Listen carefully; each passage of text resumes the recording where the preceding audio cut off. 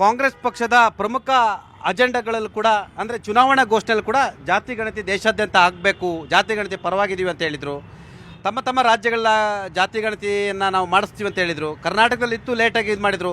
ಬಿಹಾರ ಆಯಿತು, ತೆಲಂಗಾಣ ಆಯಿತು, ಕರ್ನಾಟಕದಲ್ಲಿ ಕೂಡ ಜಾತಿ ಗಣತಿ ವರದಿಯನ್ನು ಸ್ವೀಕಾರ ಮಾಡಿದ್ದಾರೆ. ಭಾರತೀಯ ಕಮ್ಯುನಿಸ್ಟ್ ಪಕ್ಷದ ಈ ವಿಚಾರದಲ್ಲಿ ನಿಲುವೇನು? ಕರ್ನಾಟಕ ಸರ್ಕಾರದ ನಿಲುವನ್ನು ಹೇಳಬೇಕು, ಕೇಂದ್ರ ಸರ್ಕಾರದ ಘೋಷಣೆ ಬಗ್ಗೆ ಕೂಡ ಹೇಳಬೇಕು. ಇಲ್ಲಿ ರಾಜಕೀಯಕ್ಕಿಂತಲೂ ಇದರಿಂದ ಎಷ್ಟು ಅನುಕೂಲ ಆಗ್ತಾ ಇದೆ ನೋಡಿ. ಭಾರತೀಯ ಸಮಾಜ ಜಾತಿ, ವರ್ಣ, ಶ್ರೇಣಿ, ಶ್ರೇಷ್ಠತೆಯ ವ್ಯಸನ ಹೊಂದಿರತಕ್ಕಂತಹ ಜಟಿಲವಾಗಿರ್ತಕ್ಕಂಥ ಸಮಾಜ ಇದು. ಈ ಸಮಾಜದಲ್ಲಿ ಆರ್ಥಿಕವಾಗಿ, ಸಾಮಾಜಿಕವಾಗಿ ಹಿಂದುಳಿದಿರ್ತಕ್ಕಂಥ ಸಮುದಾಯಗಳನ್ನು ಅಭಿವೃದ್ಧಿಪಡಿಸೋದಕ್ಕೆ ಇವತ್ತು ಈ ಶ್ರೇಷ್ಠತೆಯ ವ್ಯಸನ ಅಡ್ಡಿ ಆಗ್ತಾ ಇದೆ. ಆ ಹಿನ್ನೆಲೆಯಲ್ಲಿ ಇವತ್ತು ಸಾವಿರಾರು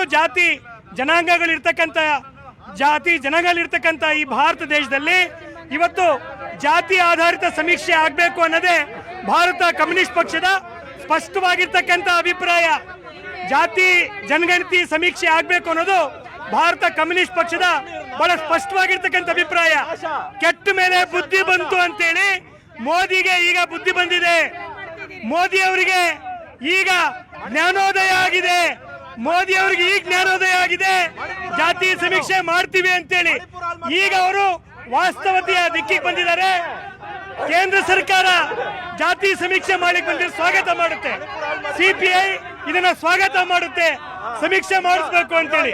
ಭಾರತ ಕಮ್ಯುನಿಸ್ಟ್ ಪಕ್ಷ ಪ್ರಧಾನಿ ನರೇಂದ್ರ ಮೋದಿ ಅವರ ನಿರ್ಧಾರ ಅಂದ್ರೆ ಕೇಂದ್ರ ಸರ್ಕಾರದ ನಿರ್ಧಾರವನ್ನ ಸ್ವಾಗತವನ್ನ ಮಾಡಿರ್ತಕ್ಕಂಥದ್ದು.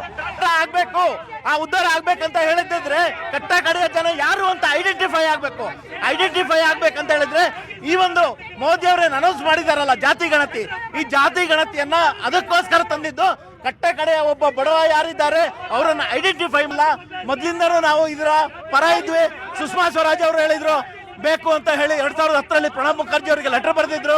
ಅದಾದ ನಂತರ ರಾಜನಾಥ್ ಸಿಂಗ್ ಅವರು 2018ರಲ್ಲಿ ಜಾತಿ ಗಣತಿ ಇನ್ವಾಲ್ವ್ ಮಾಡ್ಬೇಕಂತ ಹೇಳಿದ್ರು. 2015-16ರಲ್ಲಿ ಅಮಿತ್ ಶಾ ಇವರು ಕ್ಯಾಸ್ಟ್ ಸೆನ್ಸಸ್ ಮಾಡ್ತಾರೆ ಅನ್ನೋ ನಂಬಿಕೆ ನನಗಿಲ್ಲ. ಯಾಕಂದ್ರೆ ಇವರು ಯಾವಾಗಲೂ ಒಂದು ನಿರ್ಧಾರ ತಗೊಳ್ತಾರೆ, ಆದ್ರಿಂದ ಉಲ್ಟಾ ಹೊಡಿತಾರೆ. ಈಗ ಮಹಿಳಾ ಮೀಸಲಾತಿ ಪಾರ್ಲಿಮೆಂಟ್ ಅಲ್ಲಿ ಬಂತು. ಅದಕ್ಕೆ ಆ ಮಹಿಳಾ ಮೀಸಲಾತಿಗೆ ಒಂದು ಇಫ್ ಕಂಡೀಷನ್ ಇಟ್ಟರು. ಏನ್ ಕಂಡೀಷನ್ ಇಟ್ಟರು? ಇದು ಸೆನ್ಸಸ್ ಆಗಬೇಕು ಅಂತ. ಈಗ ಏನ್ ತಂದಿದ್ದಾರೆ? ಕ್ಯಾಸ್ಟ್ ಸೆನ್ಸಸ್ ಅಂತ ತಂದಿದ್ದಾರೆ. ಅದಕ್ಕೆ ಸೆನ್ಸಸ್ ಯಾವಾಗ ಡೆಡ್ ಲೈನ್ ಇಟ್ಟಿದ್ದಾರಾ? ಇಲ್ಲ. ಸೊ ಇನ್ನೂ ಕೂಡ ನನಗೆ ನಂಬಿಕೆ ಇಲ್ಲ ಇವರು ಮಾಡೋದಿಲ್ಲ ಅಂತ. ಯಾಕಂದ್ರೆ historically they are against social justice, ಸಾಮಾಜಿಕ ನ್ಯಾಯ ಅನ್ನೋದಕ್ಕೆ ವಿರೋಧವಾಗಿರೋರು. ಹೌದೇನ್ರಿ? ನೀವು ವಿರೋಧ ಇದ್ದೀರಾ ಬಿಜೆಪಿ ಅವರು?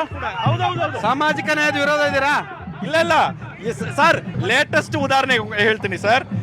2021 ವರೆಗೆ ನೀಟ್ ಎಕ್ಸಾಮ್ ನಲ್ಲಿ OBC 27% ರಿಸರ್ವೇಶನ್ ಕೊಟ್ಟಿಲ್ಲ.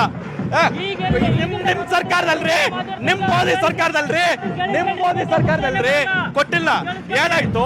ಸುಪ್ರೀಂ ಕೋರ್ಟ್ ಇಂಟರ್ವ್ಯೂನ್ ಮಾಡಿ ಮೆಡಿಕಲ್ ಸೀಟ್ ಅಲ್ಲಿ OBC 27% ರಿಸರ್ವೇಶನ್ ಕೊಡಲೇಬೇಕು ಅನ್ನೋ ಡೈರೆಕ್ಷನ್ ಕೊಟ್ಟಿದ ಮೇಲೆ ಈಗ OBCಗಳಿಗೆ 27% ಮೀಸಲಾತಿ ಮೆಡಿಕಲ್ ಸೀಟ್ ಅಲ್ಲಿ ಸಿಗ್ತಾ ಇದೆ.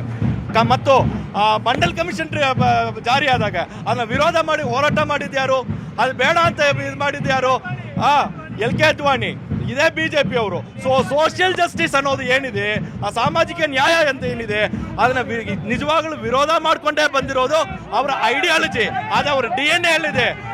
Reservation, they are against reservation ಬಗ್ಗೆ ಅವ್ರಿಗೆ ನಂಬಿಕೆನೇ ಇಲ್ಲ.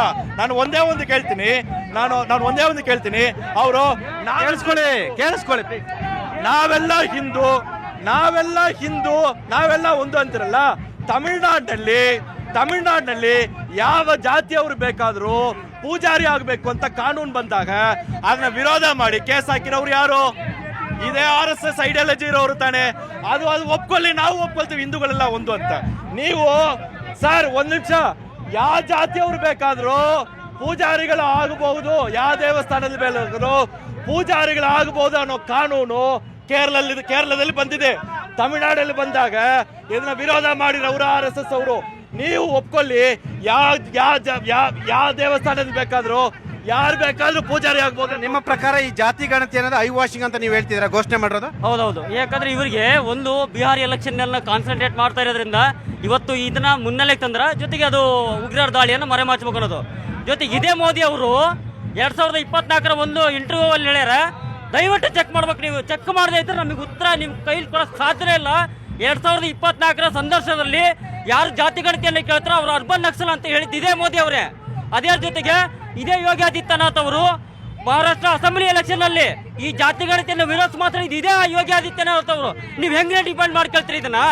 ನೀವೇ ವಿರೋಧ ಮಾಡೋದು ಎರಡು ಇಂಟರ್ವ್ಯೂ ಇಲ್ಲ ಅಂತ ನೀವು ಸಾಬೀತು ಮಾಡಿಬಿಡ್ರಿ, ನಾವು ನೀವು ಹೇಳಿದ್ದು ಕೇಳ್ತೇವೆ. ಅದು ಬಿಟ್ಟು ಇಡೀ ದೇಶದಲ್ಲಿ ಏನು ಉಗ್ರರ ದಾಳಿಯನ್ನು ಡೈವರ್ಟ್ ಮಾಡಬೇಕನ್ನೋ ಉದ್ದೇಶಕ್ಕೆ ಒಂದು ಈ ಜಾತಿ ಗಣತಿಯನ್ನು ಮುನ್ನೆಲೆ ತಂದಿರಿ, ವಿರೋಧಿಸಿದ್ದು ನೀವೇ. ನಿಜವಾಗ್ಲೂ ಏನಾದ್ರೂ ಈ ದೇಶದಲ್ಲಿ ಅಭಿವೃದ್ಧಿ ಆಗ್ಬೇಕಾದ್ರೆ ಜಾತಿ ಗಣತಿ ಆಗ್ಬೇಕು, ಶೈಕ್ಷಣಿಕ ಸಮೀಕ್ಷೆ ಆಗ್ಬೇಕು, ಮತ್ತೆ ಸಾಮಾಜಿಕ ಸಮೀಕ್ಷೆ ಆಗ್ಬೇಕು, ಆರ್ಥಿಕ ಸಮೀಕ್ಷೆ ಆಗ್ಬೇಕು. ಅದನ್ನ ಮಾಡಿದ್ರೆ ಮಾತ್ರ ಜಾತಿ ಗಣತಿ ಸ್ವರೂಪ ಯಾವ ರೀತಿ ಇರಬೇಕು? ನೋಡಿ, ಇವತ್ತು ಭಾರತ ದೇಶದಲ್ಲಿ ಸಾವಿರಾರು ಜಾತಿ ಜನಾಂಗ ಇದ್ದಾವೆ. ಇವತ್ತು 90% ಜಾತಿ ಜನಾಂಗದ ಜನ ಆರ್ಥಿಕವಾಗಿ ಸಾಮಾಜಿಕವಾಗಿ ಹಿಂದುಳಿದಿದ್ದಾರೆ. ಅವರಿಗೆ ಎರಡನೇ ದರ್ಜೆಯ ಮೂರನೇ ದರ್ಜೆಯ ಪ್ರಜೆಯ ರೀತಿಯಲ್ಲಿ ಇವತ್ತು ಟ್ರೀಟ್ ಮಾಡ್ತಿದ್ದಾರೆ. ಬಹುತೇಕ ಕಡೆ ಅಸ್ಪೃಶ್ಯತೆ ಇನ್ನೂ ತಾಂಡವಾಡ್ತಾ ಇದೆ. ಅವರು ದೇವಸ್ಥಾನದ ಮೆಟ್ಲತ್ತಿದ್ರೆ ಅವ್ರನ್ನ ಬಡ್ದು ಕೊಲ್ತಕ್ಕಂಥ ಸ್ಥಿತಿ ಇವತ್ತು ಕೂಡ ಇದೆ. ಅವರ ನೀರು ಮುಟ್ಟಿದ್ರೆ ಕುಡಿಬಾರ್ದು ಅಂತಕ್ಕಂಥದ್ದಿದೆ. ಈ ರೀತಿ ಅಸಹನೆ ತುಂಬಿರ್ತಕ್ಕಂಥ ಈ ಸಮಾಜದಲ್ಲಿ ಇವತ್ತು ಜಾತಿ ಸಮೀಕ್ಷೆ ಮಾಡಿ ಆ ಮೂಲಕ ಆ ಜಾತಿ ತುಳಿತಕ್ಕೊಳಗಾಗಿರ್ತಕ್ಕಂಥ ಜಾತಿಯನ್ನ ಆರ್ಥಿಕವಾಗಿ ಸಬಲೀಕರಣ ಮಾಡಲಿಕ್ಕೆ ಪೂರಕವಾಗಿ ಆಗ್ಬೇಕು. ಸಿದ್ದರಾಮಯ್ಯ ಜಾತಿ ಸಮೀಕ್ಷೆ ಕಥೆ ಏನಾಗುತ್ತೆ? ಅದು ರಾಜ್ಯ ಮಟ್ಟದಲ್ಲಿ ಈಗಾಗಲೇ ಅವರು ಮುಂದಡಿನ ಇಟ್ಟರು. ಅದು ಕೂಡ ಇವತ್ತು ವಿಶ್ಲೇಷಣೆಗೊಳ್ಳ ಕಳೆದ ಬಾರಿನೇ ಹೇಳಿದ್ವಿ. ನಿಮಗೆ ವಿಶ್ವಾಸ ಇದೆಯಾ? ನಿಮ್ಮ 6ನೇ ಗ್ಯಾರಂಟಿನೇ ಅವರು ಘೋಷಣೆ ಮಾಡಲಿಲ್ಲ. ಖಂಡಿತವಾಗ್ಲೂ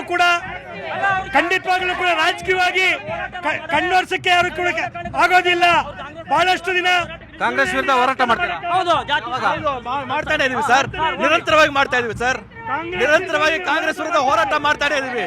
ಖಂಡಿತ ಮಾಡ್ತೀವಿ. ಪರವಾಗಿಲ್ಲ. ಅವರು ಕಾಂಗ್ರೆಸ್ ಆಗ್ಲಿ ಬಿಜೆಪಿ ಆಗ್ಲಿ ದೇಶದ ಜನತೆಗೆ ಸುಳ್ಳು ಹೇಳಿದ್ರೆ ಮುಖ ಮುಲಾಜ್ ನೋಡಲ್ಲ, ಹೋರಾಟ ಮಾಡ್ತೀವಿ. ಇವತ್ತೊಂದು ಇನ್ನೊಂದು ಬಹಳ ಮುಖ್ಯವಾಗಿ ಹೇಳ್ತಕ್ಕಂಥದ್ದು, ಈ ಮೋದಿ ಅವರಿಗೆ ಈಗ ರಾಜಕೀಯ ಒಂದು ಕ್ಷೋಭೆ ಸ್ಟಾರ್ಟ್ ಆಗಿದೆ. ಬಿಹಾರಲ್ಲಿ ಅಲ್ಲಿರ್ತಕ್ಕಂಥ ಹಿಂದುಳಿದ ಜನಾಂಗ ಅವರು ರಾಜಕೀಯವಾಗಿ ಇವತ್ತು ಉತ್ತರ ಕೊಡ್ತಾರೆ ಅನ್ನೋ ಕಾರಣಕ್ಕೆ ಇವತ್ತು ಕೇವಲ ಹೇಳಿದ್ದಾರೆ. ನಾವಿವತ್ತು ಪ್ರಾಮಾಣಿಕವಾಗಿ ಹೇಳ್ತಿದ್ದೀವಿ, ಮೋದಿ ಅವರಿಗೆ ಜಾತಿ ಸಮೀಕ್ಷೆಯಲ್ಲಿ ಪ್ರಾಮಾಣಿಕತೆ ಇಲ್ಲ. ಕೇವಲ ಮತ್ತೊಮ್ಮೆ ದೇಶದ ಜನರನ್ನ ದಿಕ್ತಪ್ಪಿಸಲಿಕ್ಕೆ ಒಂದು ಘೋಷಣೆ ಮಾಡಿದ್ದಾರೆ. ಜಾತಿ ಗಣತಿ ಸ್ವರೂಪ ಯಾವ ರೀತಿ ಇರಬೇಕು? ಜಾತಿ ಗಣತಿ ಸ್ವರೂಪ ಇವರು ಮಾಡಕೊಟ್ಟು 2011ರಲ್ಲಿ ಜನಗಣತಿ ಮಾಡಿದವರು ಎಲ್ಲರೂ ನಾವು ಇಲ್ಲಿ ಇದ್ದೀವಿ.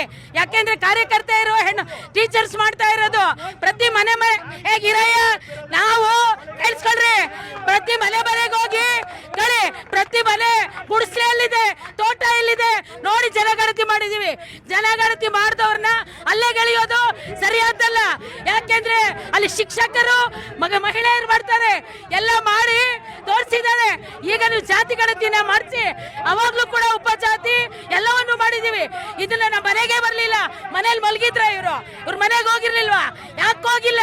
ಎಲ್ಲ ಪ್ರತಿ ಮನೆ ಗಲ್ಲಿ ಹೋಗಿದ್ದೀವಿ. ಈ ಮಾತನ್ನು ವಾಪಸ್ ತಗೋಬೇಕು. ಒಂದೇ ಕಡೆ ಇರೋದು ಇವತ್ತು ನಾವು ಅದನ್ನು ಮುಗಿಸ್ಬಿಡ್ತಾ ಇದ್ದೀವಿ. ಸೊ ಹಾಗಾಗಿ ಕಮ್ಯುನಿಸ್ಟ್ ಅವರಾಗ್ಲಿ ಕಾಂಗ್ರೆಸ್ನವರಾಗ್ಲಿ ಅವ್ರು ಏನ್ ಹೇಳ್ತಾರೆ, ಅವ್ರು ಮಾಡೋಂಥದ್ದಿಲ್ಲ. ಅವ್ರು ಮಾಡೋದಿದ್ರೆ ಕಾಂಗ್ರೆಸ್ನವ್ರು 51 ವರ್ಷದ ಮಾಡಿರ್ಬೋದಾಗಿತ್ತು. ಅದೇ ಒಂದೇ ಒಂದು ಸಣ್ಣ ನಿದರ್ಶನ ನಾನು ಮತ್ತೆ ಹೇಳಲಿಕ್ಕೆ ಬಯಸ್ತೇನೆ. ಪ್ರಧಾನಮಂತ್ರಿಗಳಾಗಿದ್ದಂತ ಮನಮೋಹನ್ ಸಿಂಗ್ ರವರ